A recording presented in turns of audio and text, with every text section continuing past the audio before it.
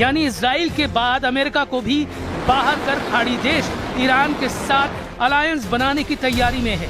अगर ये deal done हुई तो खाड़ी देशों में अमेरिकी सैन्य अड्डों की जमीन खिसक जाएगी। खाड़ी देशों का ग्रुप ईरान की टोल शर्तों को मानने के लिए तैयार है। खाड़ी देश एक प्रस्ताव पर काम कर रहे हैं जिसमें ईरान को टोल के नाम पर पैसे मिलेंगे, जबकि ट्रम्प हॉर्मुज में टोल के सख्त खिलाफ है।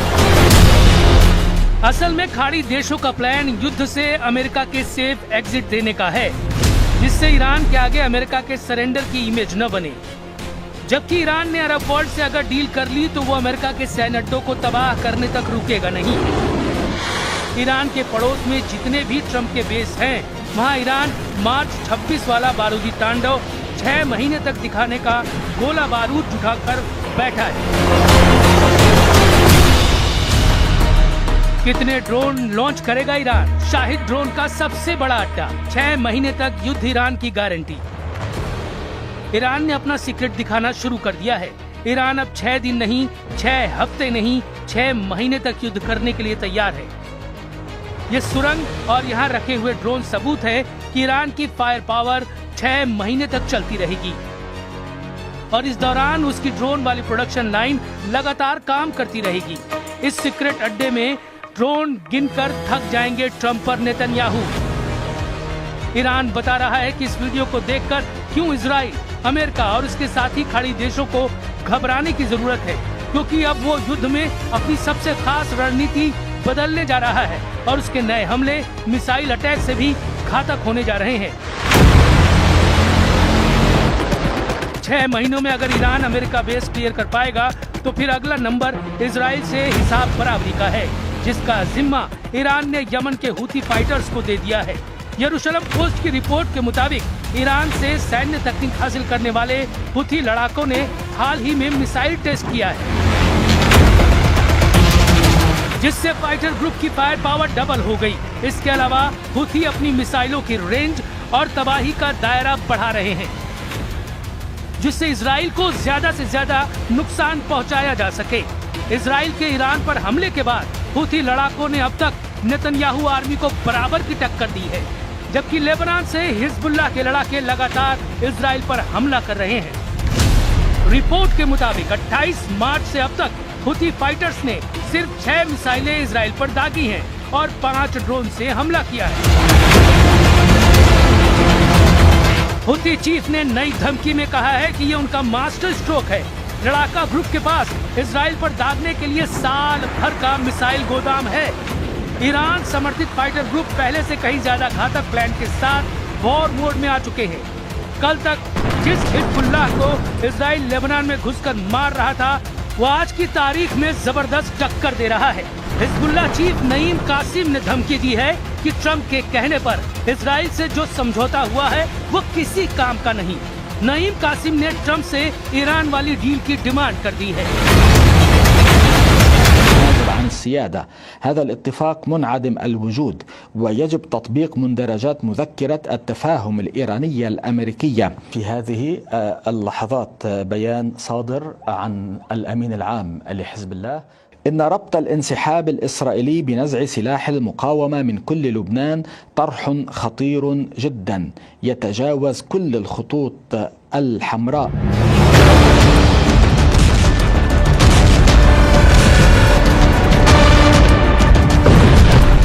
ट्रम्प ने इतना पसीना बहाकर लेबनान में जंग रोकने के लिए जो डील करवाई, उसे खुद इजराइल तोड़ने की तैयारी में है,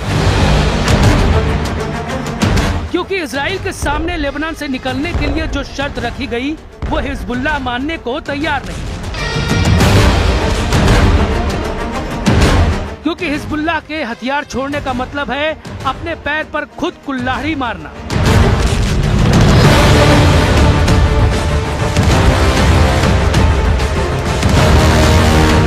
और इसलिए इजराइल ने दो टूक कह दिया है कि वो लेबनान तभी छोड़ेगा जब हिजबुल्लाह हथियार छोड़ेगा।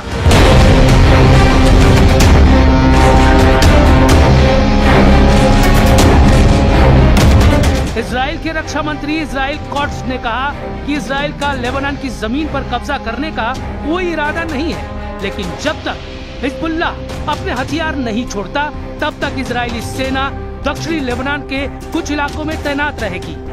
कॉट्स ने कहा कि इजराइल की पहली प्राथमिकता अपनी सीमा की सुरक्षा है, इसलिए हिजबुल्लाह के हथियार छोड़ने तक इजराइल की सेना की पूरी वापसी नहीं होगी।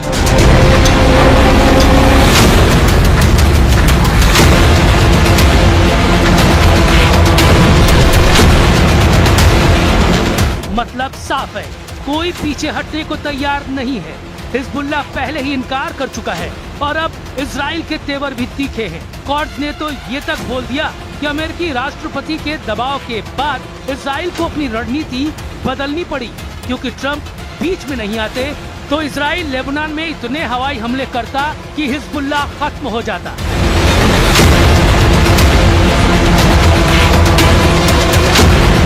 लेकिन अमेरिका के दबाव की वजह से इजराइल को बेरूत पर हमले रोकने पड़े और अब वो केवल चुनिंदा जगहों पर हमले कर रहा है। यही नहीं, इजराइल के रक्षा मंत्री ने लगे हाथ ईरान को भी चेतावनी दे डाली। कहा कि अगर ईरान ने इजराइल पर लेबनान की वजह से मिसाइलें दागी तो इजराइल की सेना जवाब देगी और अपने दम पर युद्ध लड़ेगी। यानी नेतन्याहू ने लेबनान के मुद्दे पर नहीं झुकने की कसम खा ली, बोल दिया कि ट्रंप कितना भी दबाव डाल दे वो नहीं झुकेंगे।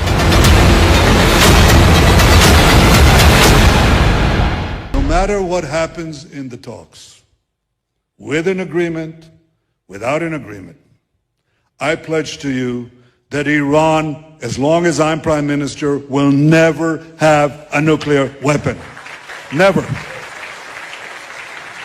As long as I am the Prime Minister of Israel, I will not let that happen. अब देखना होगा कि इजराइल का अगला कदम क्या होगा।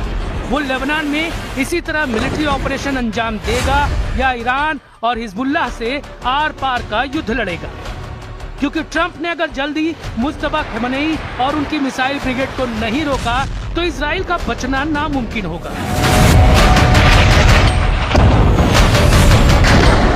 तेहरान की तरफ से इस वार्निंग को डिकोड कर लिया गया है, लेकिन मुस्तफा खमेनी और उनके तमाम लीडर्स को टारगेट करने के लिए अमेरिका ने भी पूरी तैयारी कर ली है। ट्रंप ने धमकी देकर बता दिया कि अगला टोमाहाक क्रूज मिसाइल कहां गिरने के लिए तैयार की जा चुकी है। दोहा में ईरान का स्टैंड अगर चेंज नहीं होता है तो ये मान लीजिए खाड़ी देशों में कहर बरतेगा। दोस्तों, अमेरिका और ईरान में एक बार फिर तलखी है, फिर से तनाव बनता नजर आ रहा है और IRGC ने हमला किया है, जवाबी हमला किया है अमेरिका के अहदाफ पर, अमेरिका के ठिकानों पर। जी हां, ईरान और अमेरिका के दरमियान कशीदगी एक बार फिर बढ़ गई है। ईरान की इस्लामी इनकलाबी गार्ड्स कोर यानी IRGC नेवी ने दावा किया है कि उसने अमरीकी फौजी टारगेट्स को निशाना बनाया है।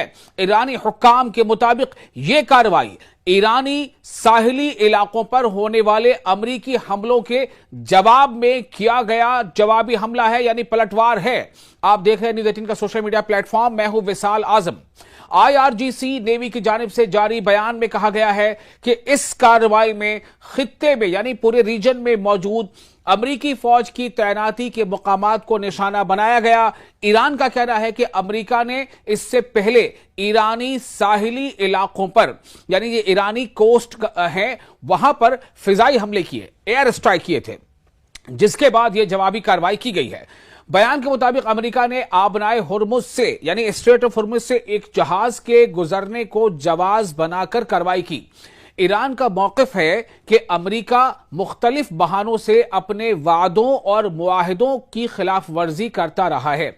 यह ईरान कह रहा है कि अलग अलग हीले बहानों से अमेरिका ने जो एक MOU साइन किया है, मेमोरेंडम ऑफ अंडरस्टैंडिंग साइन किया है, उस पर दस्तखत हुए हैं दोनों मुल्कों के, जो ईरान के साथ ईरान अमेरिका के बीच, उसकी जो है एक वायलेशन किसी न किसी बहाने से अमेरिका लगातार कर रहा है। दूसरी जानिब अमेरिकी सेंट्रल कमांड यानी सेंटकॉम ने भी ईरान में बाज अहदाफ कहते हैं टारगेट को, बाज टारगेट्स पर हमलों की तस्दीक की है। अमेरिकी हुकाम का कहना है कि यह कार्रवाई एक ड्रोन हमले के जवाब में की गई है। यानी ईरान कह रहा है कि चूंकि अमेरिका ने ईरानी कोस्ट पर हमला किया, एयर स्ट्राइक है, इसलिए ईरान जो है वो उसने जवाबी हमला किया। अमेरिका का कहना है कि हमने हमला बेशक किया, लेकिन हमने कुछ ड्रोन हमले की जवाबी हमला किया, जिसमें उनके मुताबिक सिंगापुर के परचम बरदार माल बरदार जहाज MV एवर लोली को निशाना बनाया गया था। जैसा अमेरिका का कहना है, सेंटकॉम का कहना है, अमेरिकी दावे के मुताबिक यह वाकया आबनाए हुर्मुज यानी स्ट्रेट ऑफ हुर्मुज के करीब ओमान के साहिली इलाके में पेश आया। तहम ईरान ने हमेशा की तरह इन इल्जामात को मुस्तरद कर दिया है। ईरानी हुकाम का कहना है कि वो गैर फौजी अहदाफ को निशाना बनाने की पॉलिसी नहीं रखते। फिर से सुनिए क्या कहा गया ईरान की तरफ से। ईरानी हुकाम कहते हैं यानी जो भी ऑफिशियल्स हैं, आला जो ऑफिशियल्स हैं, उनका कहना है कि वो गैर फौजी अहदाफ के लिए ऐसा कोई भी टारगेट जो कि नॉन मिलिट्री हो, वो उसको निशाना बनाने की पॉलिसी नहीं रखते हैं। ये ईरान कह रहा है। ईरान ने यह भी कहा है कि बाज अनासिर ऐसे हमलों को ईरान से जोड़ने के लिए मुबैना तौर पर फॉल्स फ्लैग कार्रवाइयां कर सकते हैं। यानी इसमें कहीं ना कहीं कोई साजिश भी हो सकती है ताकि उस हमले से ईरान को जोड़ दिया जाए और इसके नतीजे में अमेरिका फिर ईरान पर जवाबी हमला करे, फिर ईरान अमेरिका पर हमला करे। और ये जो काफी मेहनतों के बाद, काफी कोशिशों के बाद, कई मुल्कों के लगातार कोशिशों के बाद और कई देश मतलब दुनिया के कई देशों के लगातार आप कह सकते हैं कि आरजुओं के बाद, मेहनतों के बाद अमेरिका और ईरान के बीच MOU पर दस्तखत हुए हैं, मेमोरेंडम ऑफ अंडरस्टैंडिंग पर दस्तखत हुए हैं, लेकिन हालात को बिगाड़ने की कोई कोशिश कर सकता है, ये ईरान का कहना है।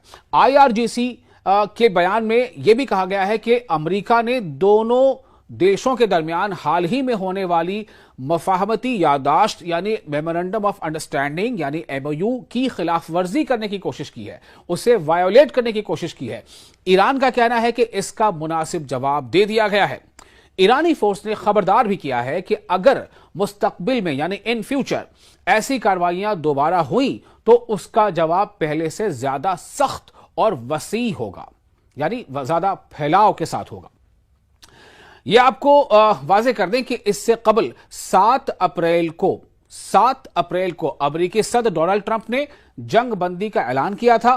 ताहम हालिया वाकयात के बाद एक बार फिर रीजन में कशीदगी यानी तनाव बढ़ने के खदशात पैदा हो गए हैं। फिलहाल दोनों जानिब से सख्त बयानात सामने आ रहे हैं, जबकि आलमी बिरादरी यानी वर्ल्ड कम्युनिटी जो है वो सूरत हाल पर गहरी नजर रखे हुए है। अब देखना यह होगा कि आने वाले दिनों में यह तनाजा मजीद शिद्दत अख्तियार करता है या सिफारती कोशिशों के जरिए हालात को काबू में लाया जाता है। फिलहाल इतना ही, लेकिन हां, हालात जैसे जैसे बदलेंगे वैसे वैसे आपको हम कोशिश करेंगे कि आपको अपडेट रखें, आपको ताजा जानकारी पहुंचाएं। आपको यह वीडियो कैसा लगा, आप इस बारे में अपने तासुरात हमें कमेंट बॉक्स में लिखकर शेयर कर सकते हैं।